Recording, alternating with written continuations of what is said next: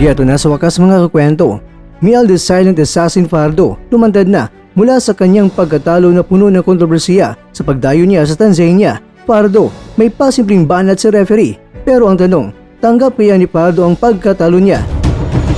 Sam Goodman, mas lalong nagka-problema na uya-inuwi, tinawag na nakakahiya sa mismo niyang kababayan na dating world champion na hapon. Dito po galing mga kwento ang balitang ibabagi ko sa inyo. Kaya tara, kwentuhan na! Pinas yake hapo. Oh!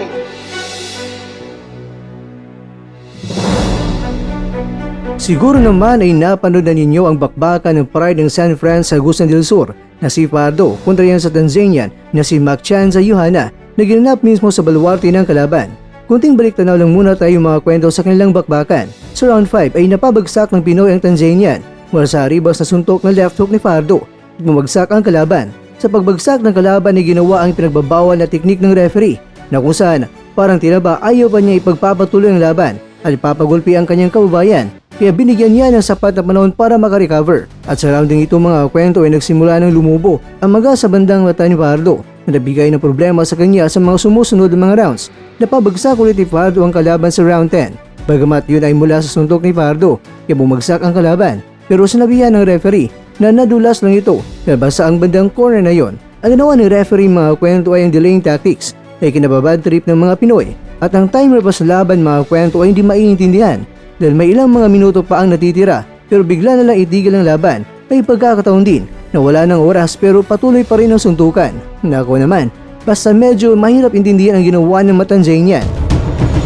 Mga kakwento, ang pinaglabanan kasi ng dalawa ay napakalaga dahil ang nakataya ay ang WBO Global Belt na kung saan ito ang magsisilbing susi na isang boksingero para maging pasok sa top 10 para mas mapapalapit pa sa World Title Fight.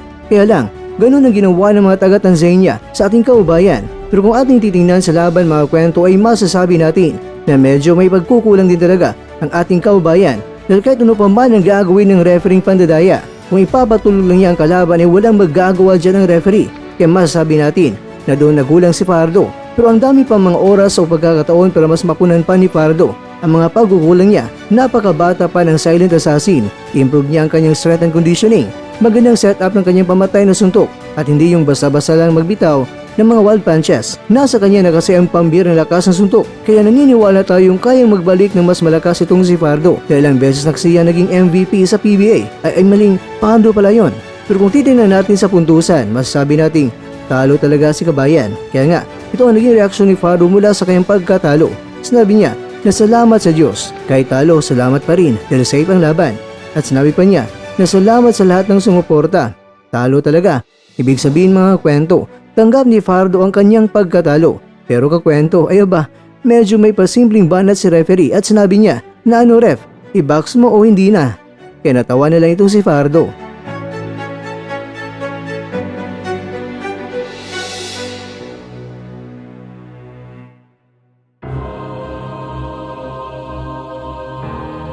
Mga kakwento, marami talaga ang nag-alala kay Goodman dahil dapat hindi lang daw sana ang palugit ay isang buwan.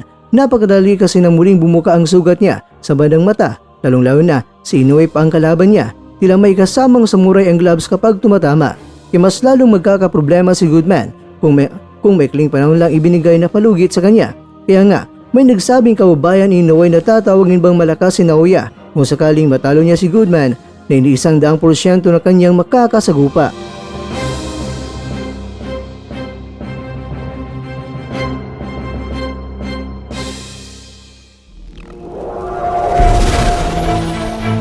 At dyan, nagtatapos ang ating kwento.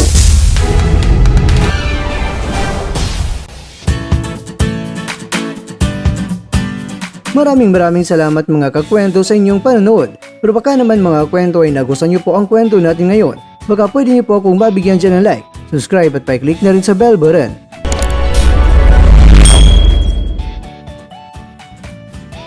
Pero bago tayo tatapos mga kwento ay syempre, shoutout po muna tayo dyan sa ating mga kakwento. Kaya kwentong Jack Muñedo, kaya kwentong Mr. Lonely, kaya kwentong Daloy-Doy Mahalikan TV, at ikaw kwentong nanonood ngayon, shoutout sa'yo dyan. Bueno, hanggang dito na po muna ang ating kwentuhan at abangan nyo na po ating susunod na video. At dito lang po yan sa isang channel na kung saan maaring ito'y mga kwentong di pa na kwento sa inyo.